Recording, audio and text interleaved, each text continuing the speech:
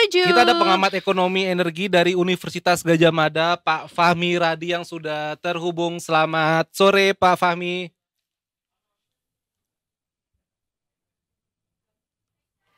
Selamat sore. Selamat Iya. sore Pak Fahmi. Terima kasih atas waktunya sudah terhubung dengan kami sore hari ini di Detik Sore. Pak Fahmi, apakah Mas terdengar suara kita dengan jelas nih Pak? Terdengar dengan jelas itu. Suara saya juga terdengar. Terdengar Pak Fahmi, aman-aman. Oke, aman. Iya. Sip. Nah, Pak Fahmi, kita dengar kabar bahwa ada wacana nih mengenai kampus ini akan diberikan kemampuan atau diberikan Izin untuk mengelola tambang juga. Nah, boleh tahu nih dari Bapak sendiri seperti apa nih tanggapan Bapak sebelumnya? Pertama kali Pak ketika mendengar wacana ini muncul Pak. Ya, saya kira wacana ini tiba-tiba dan sepertinya pembahasannya itu senyap gitu ya. Dan tiba-tiba saya kira sekarang ini sudah hampir semua anggota balik menyetujuinya itu ya. Artinya tinggal proses untuk diplenokan kemudian itu disahkan menjadi undang-undang. Nah, kalau itu disahkan jadi undang-undang gitu ya, menurut saya ini sangat tidak tepat gitu ya. Karena tadi katakan bahwa perguruan tinggi itu kan melaksanakan 3 dharma pendidikan tinggi seperti pendidikan, penelitian, dan pengabdian. Tidak ada penambangan, tidak ada gitu. Dan itu diatur dalam undang-undang. Artinya itu ya, artinya undang-undang yang akan disahkan itu berpotensi untuk menabrak gitu ya, undang-undang pendidikan tadi. Itu yang pertama gitu ya. Nah, kemudian yang kedua, menurut saya memang sangat tidak tepat gitu ya, perguruan tinggi ikut-ikutan menambang. Karena selama ini untuk tambang, dimanapun tambang, apalagi tambang batu bara, itu input, proses, dan outputnya itu merusak lingkungan gitu ya. Menghasilkan energi yang kotor seperti batu bara misalnya. Dan siapapun yang menambang, misalnya malaikat dikasih IUPK misalnya, itu juga akan merusak lingkungan. Nah, perguruan tinggi selama ini justru mempelopori untuk pelestarian lingkungan. Kalau sekarang tiba-tiba ikut memberikan kontribusi terhadap pengusahaan lingkungan, ini kan sangat ironis gitu ya. Artinya perguruan tinggi akan terseret juga dalam pengusahaan lingkungan. Itu yang alasan yang buat saya tidak setuju dan menyerukan untuk menolak pemberian penambangan bagi perguruan tinggi itu yang saya. Baik. Nah, tapi kan sebelumnya seperti yang kita ketahui juga bahwa Ormas justru sebelumnya sudah terlebih dahulu nih untuk mendapatkan izin untuk tambang. Tanggapan Bapak seperti apa? Nah, saya kira mirip itu ya. Tugas utama Ormas itu kan mengajak umatnya ke jalan yang benar gitu ya. Perguruan tinggi tugas utamanya adalah mencerdaskan kehidupan bangsa. Nah, kalau kemudian dia diberikan IUPK untuk mengatambang, saya yakin dia tidak mempunyai kemampuan di bidang itu, tidak punya kapabilitas, tidak punya ketersediaan dana, tidak punya peralatan SDM gitu ya. Nah, sehingga ini tidak akan dikerjakan sendiri gitu. Di Ormas misalnya, Pak Ade sudah mengatakan nanti akan disarikan kontraktor yang mendampingi tadi. Nah, kontraktor tadi yang sudah berpengalaman itu ya.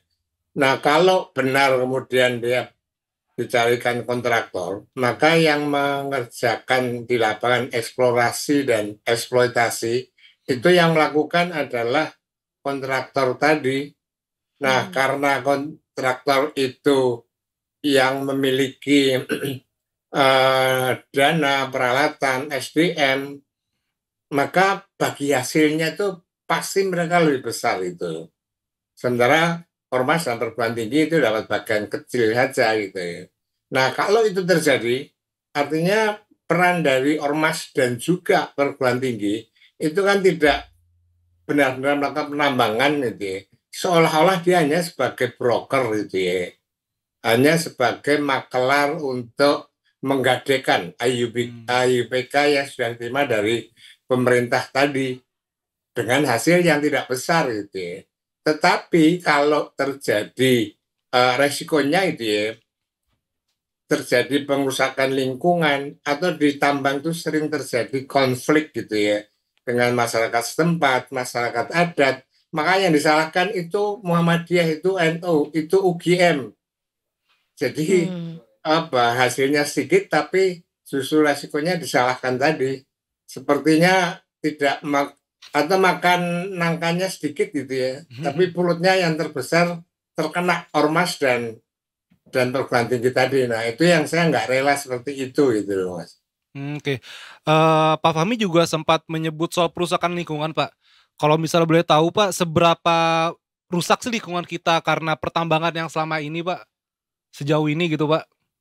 Iya, jadi kalau saya pernah misalnya Kalimantan itu ya, Kalimantan Selatan, itu dari Banjarmasin ke Kota Baru, itu daerah untuk penghasil batu bara gitu ya, yang sudah ditinggalkan oleh pengembang tadi. Nah di situ kerusakannya luar biasa itu ya, banyak lubang-lubang yang berair, kemudian juga jalan-jalan rusak semua itu ya. Nah kemudian juga banyak makan korban karena ada lubang-lubang tadi, ada beberapa anak yang tercebur dan meninggal dunia itu ya. Nah kerusakannya itu sudah sangat parah dan sulit untuk dikembalikan gitu ya. Nah kalau mestinya itu ya, mestinya setiap penambang itu mempunyai kewajiban untuk melakukan yang disebut dengan reklamasi. Tetapi sebagian dari mereka tidak melakukan reklamasi karena biayanya mahal. Jangan-jangan keuntungannya akan habis gitu ya untuk biaya reklamasi tadi.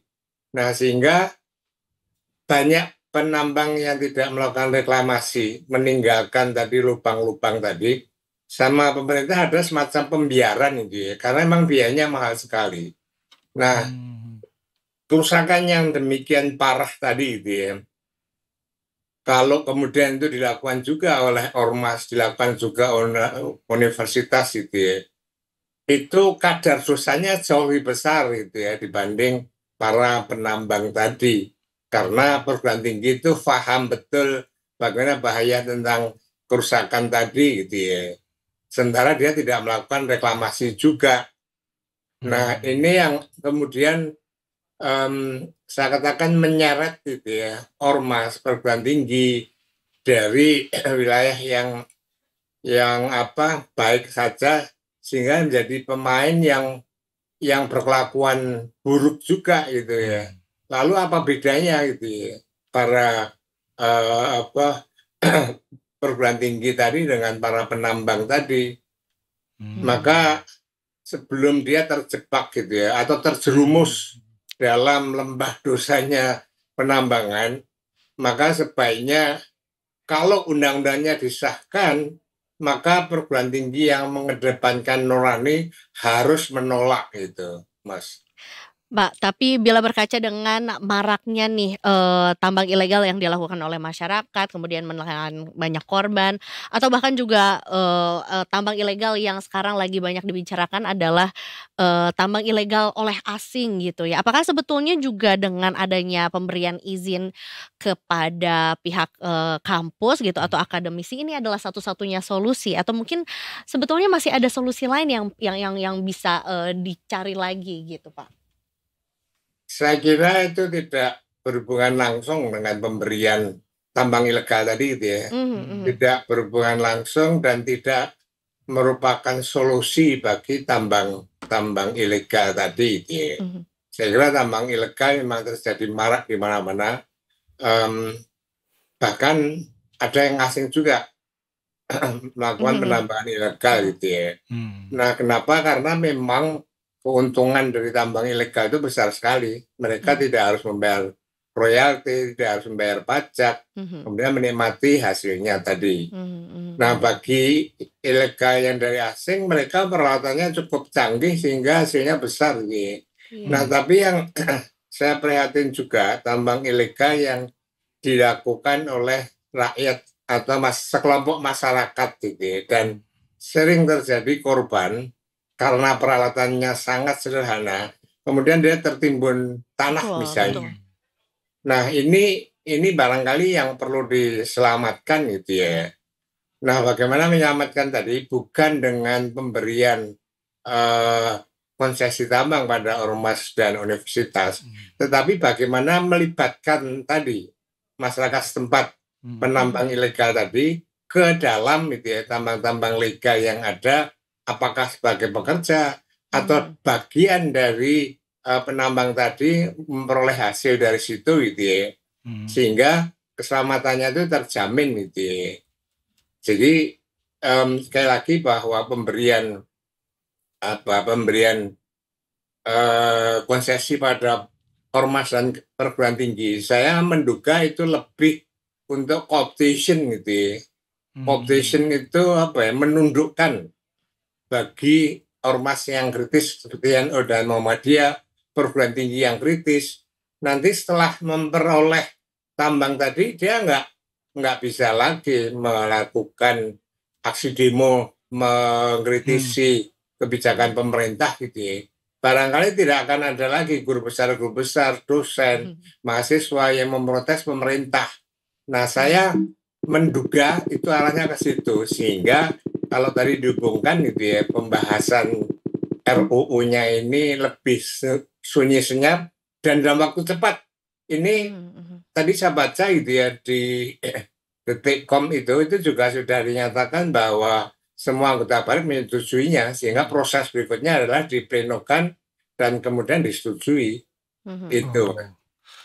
Iya, Pak Fahmi ini kan juga bisa dibilang kemarin itu ke Wakil Ketua DPR Sufmi Dasko bilang kalau ini adalah salah satu kesempatan bagi universitas untuk memperoleh dana tambahan dan menindaklanjuti hilirisasi tambang. Pun hilirisasi tambang juga berapa waktu belakangan kalau nggak salah itu bank-bank BUMN juga disuruh mendanai begitu ya. Komentar Pak Fahmi gimana, Pak? Nah, yang pertama tentang mendanai universitas gitu ya. Memang beberapa waktu yang lalu itu kan muncul permasalahan akibat UKT, uang kuliah tunggal tadi gitu ya, yang kemudian terjadi demo dan sebagainya.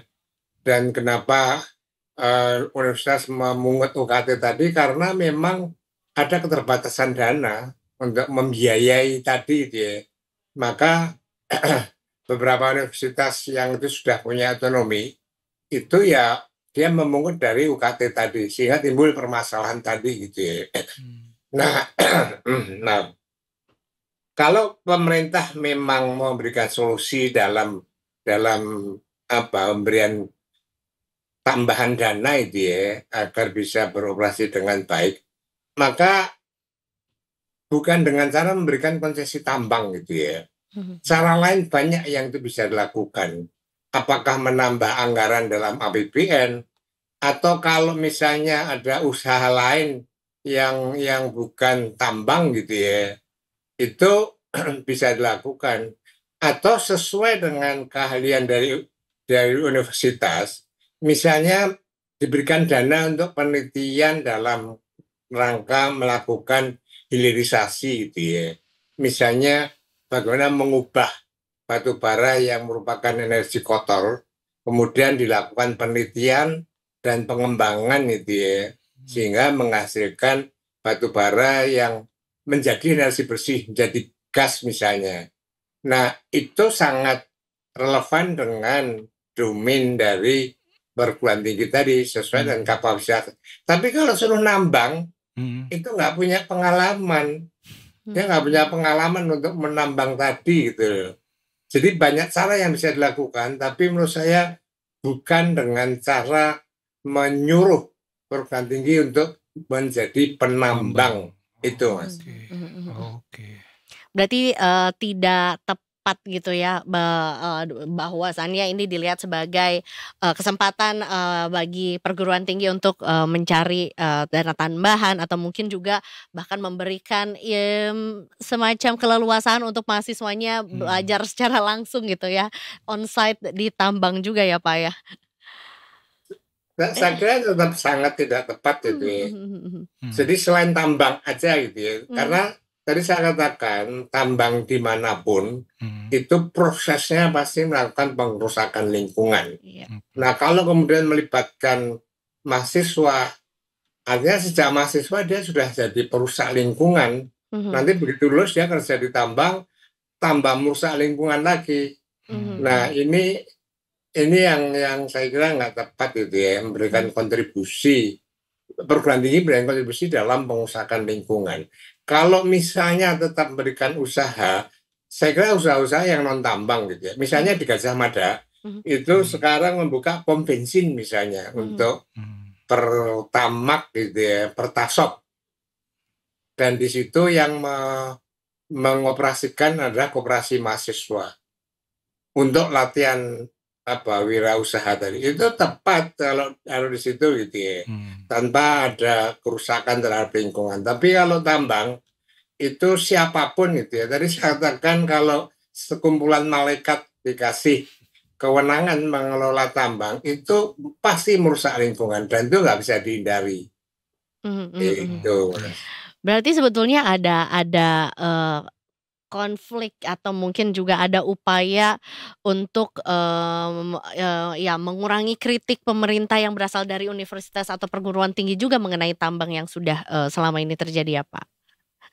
Ya tadi saya katakan saya menduga itu ya, Mhm kalau di apa kami sebut dengan hipotesis. mhm Hmm. Hipotesis tadi memang harus dibuktikan gitu ya. mhm Hmm. Jadi saya menduga bahwa pemberian konsesi pada ormas dan perguruan tinggi Hmm. itu dalam rangka untuk competition itu ya, menundukkan agar mereka tidak kritis lagi.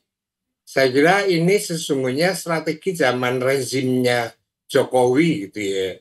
Jadi Jokowi waktu itu memberikan konsesi pada Muhammadiyah dan NU. Kita tahu Muhammadiyah dan NU itu kan organisasi yang kritis, yang utang sangat besar, sehingga perlu ditundukkan. Setelah diberi tadi kan dia tidak akan mengkritik pemerintah, tidak akan mengkritik Jokowi misalnya. Bahkan setelah menerima tadi ada organisasi undergo-nya dia mengatakan yang menyakiti Jokowi akan berhadapan dengan kami. Ini kan itu kan sebenarnya dikendaki gitu ya. Nah, demikian juga dengan perguruan tinggi gitu ya. mhm Saya kira sejarah sudah membuktikan gitu ya bahwa peran dari perguruan tinggi tadi salah satunya itu ya adalah menjadi em, apa organisasi yang kritis gitu ya Hmm. terhadap kebijakan-kebijakan pemerintah yang itu dianggap tidak benar. Kita menyaksikan beberapa yang waktu yang lalu hampir guru besar di seluruh perguruan tinggi itu melakukan aksi protes mhm terhadap mhm kebijakan Jokowi yang itu tidak benar itu ya. Nah, maka dugaan saya sekali lagi ini hipotesis gitu ya. Maka arahnya adalah ke sana dalam rangka untuk optation atau menundukkan perguruan tinggi tadi gitu ya. Agar tidak kritis terhadap kebijakan pemerintah gitu ya. Nah, kalau kita lihat inisiatifnya, ini kan dari DPR bukan dari pemerintah gitu ya. Dalam penyusunan undang-undang itu kan ada inisiatif pemerintah, ada inisiatif DPR. Nah, kali ini ada dari DPR. Nah, saya menduga lagi gitu ya, kalau pemberian eh, konsesi tambang pada ormas itu saya berkeyakinan bahwa itu memang strateginya Jokowi gitu ya. Tapi kalau sekarang ini kan idenya dari anggota DPR, bisa juga dari Gerindra gitu ya. Hmm. Nah, tetapi saya nggak yakin bahwa ini kalau tadi benar hipotesis saya itu ya, ini berasal dari Presiden Prabowo, saya nggak yakin itu gitu ya. Nah, barangkali gitu ya ada oknum yang memang apa eh, ingin menyenangkan Prabowo gitu ya, tapi dengan cara yang salah gitu. Nah, maka menurut saya gitu ya, kalau hipotesis saya tadi benar bahwa ini upaya untuk menundukkan perguruan tinggi, maka saya berharap justru nanti dari Pak Prabowo yang mengatakan batalkan RUU itu ini. Tapi kalau kemudian seperti Pak Prabowo memerintahkan cabut dan usut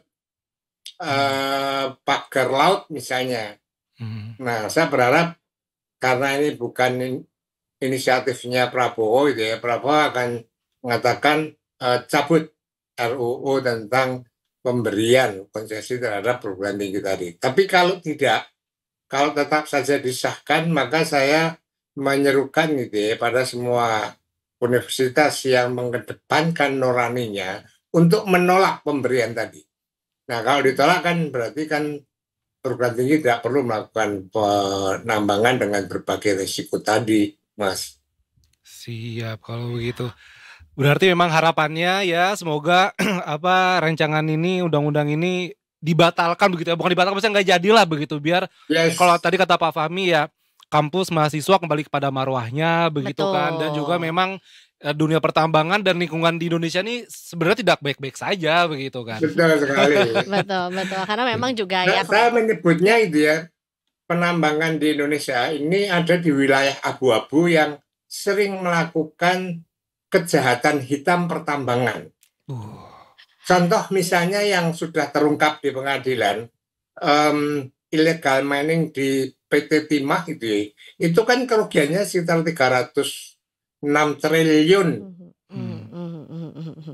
Nah, ini terjadi juga di tambang-tambang yang lain. Nah, kalau kemudian rektornya universitas kemudian diadili karena adanya kejahatan hitam pertambangan, ini kan sangat ironis gitu ya. Jadi sebelum itu terjadi ya memang itu tadi sebaiknya dibatalkan atau kemudian nanti ditolak saja gitu ya. Begitu, Mas. Baik, Pak Fahmi terima kasih banyak sudah mencerahkan juga kita mengenai wacana ini. Iya. Yang jelas tentunya juga ya mudah-mudahan yang terbaik juga untuk Civitas Kampus juga ya dari perguruan tinggi juga agar ya tentunya juga biar fokus saja dengan 3 tugas atau 3 pilar utama juga Yes. sebagai perguruan Ya, tinggi gitu saya ya. appreciate Detik Sore membahas permasalahan yang menurut saya sangat penting gitu ya untuk masyarakat kampus. Saya appreciate untuk itu gitu ya. Terima kasih, Pak. Untuk membahas ini anytime saya sangat bersedia begitu. Mudah-mudahan Baik, bermanfaat. Amin Pak. luar biasa Serasa sekali 3 SKS Pak kita Pak sekarang. Betul. Amin. Amin, Terima amin. kasih banyak Terima kasih Bapak. banyak Pak Fahmi. Sehat Dan- selalu Pak. Terima kasih. Selamat. Selamat sore Pak. sehat selalu Assalamualaikum. Bapak.